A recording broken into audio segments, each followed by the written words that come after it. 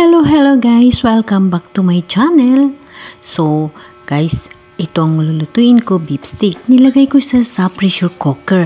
Dahil ko konti lang lulutuin ko, nilagyan ko siya ng water and then lagyan natin siya ng black pepper.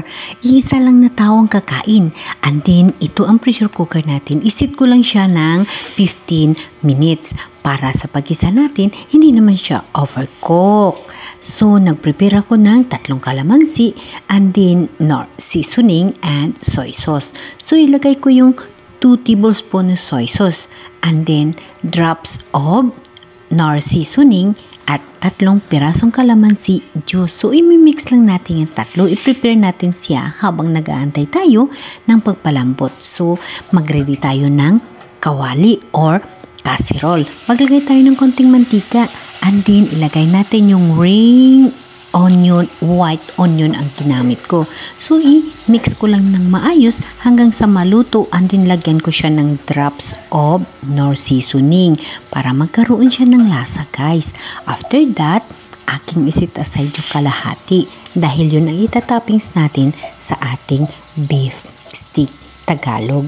So, yung kalahati niya, yun ang isasama natin sa ating pag-saute dahil malambot na yung ating beef. Ganyan ang estilo ko sa pagluto dahil konti lang yung ating karne. Almost 3 slice lang kasi isang tao lang naman. So, isang tao lang ang kakain. Kaya alam nyo ba guys, di ba mahirap magluto pag kukunti ang niluluto? At kung hindi ka marunong, hindi mo makukuha ang tamang lasa. Mabuti lang, mayroon akong kaagapay. Yung aking kaagapay, yung aking electric pressure cooker. Nasisigurado ko na maayos ko ang pagluto kahit konti lang ang aking karne. So habang sinisinggot sa ko lang yung aking onion, of course, yung kalahati, ibahin natin. And then, nilagay na natin yung ating meat na pinalambot. So, pag masipirit natin yung ating onion, yun ang ating gagawin pang toppings pag magsiserve na tayo. Once na mailagay na natin yung ating meat, atin nang dahan-dahanin, kaya of course, malambot na siya. And then, ibalik natin yung ating soy sauce na pinalambutan ng ating meat. After that, ilagay na rin natin yung ating calamansi mixture. So, yun ang combination ng ating sauce para sa ating beef steak Tagalog. So, the point is kung paano lulutuin ang kakonti na meat natin. So, of course, napakalaking bagay na maitulong sa akin yung automatic pressure cooker or electric pressure cooker. Dahil natama ang lambot ng ating karne, kailangan din natin tama yung time limit natin sa pagpihit ng pressure cooker. Nakita nyo naman, only 15 minutes. Tamang-tama ang lambot para hindi siya madudurog habang sinisinggot sa natin sa kanyang sauce. Ganyan ang way ko gumawa ng beef steak Tagalog na good for 1 person. So, na mahirap.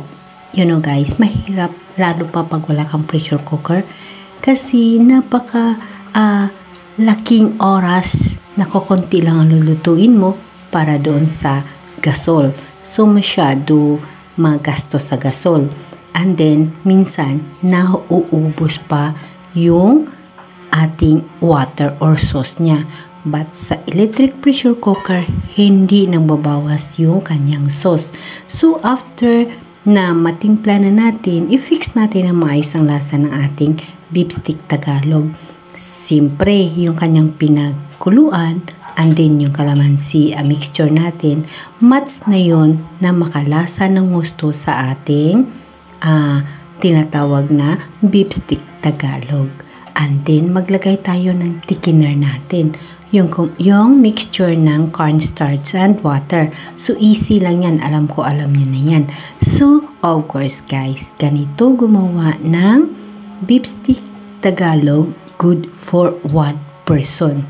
Tama ang kanyang lambot, tama lang ang kanyang sauce, at tama lang pagkinain. Walang sobra. Dahil na, syempre, kailangan natin laging walang sobra.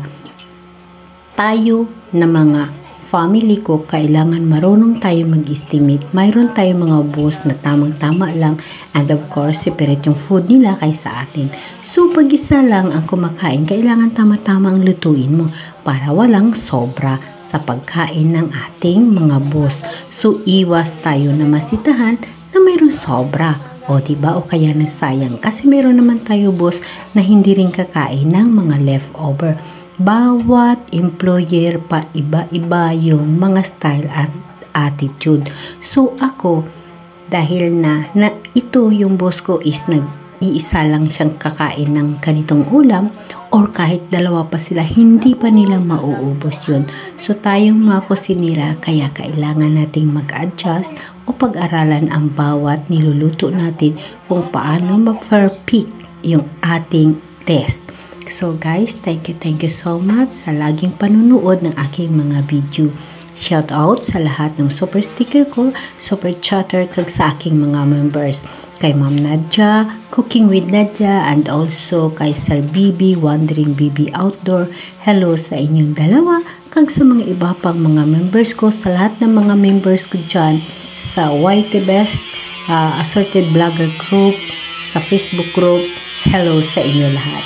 So, ito na yung aking beef steak Tagalog.